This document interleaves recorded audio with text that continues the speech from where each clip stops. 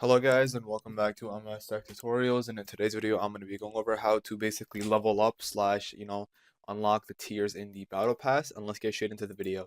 So in order to just basically progress through the Battle Pass, so I'll go over to page 2, page 3, page 4, etc. Even if you don't actually have the Battle Pass, all you have to do is basically just unlock the Chrono token. So let's just say I basically am on page 1, so I'm able to purchase anything for free.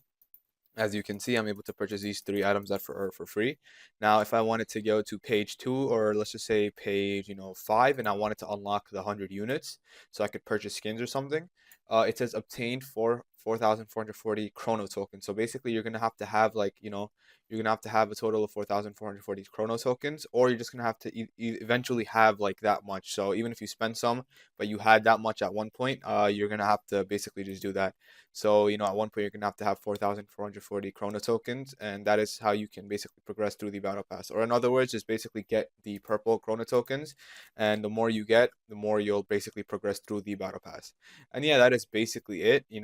All you have to do is just get Chrono tokens, and the best way to get that is just by going over to mission, going over to, just doing just the challenges and stuff like that.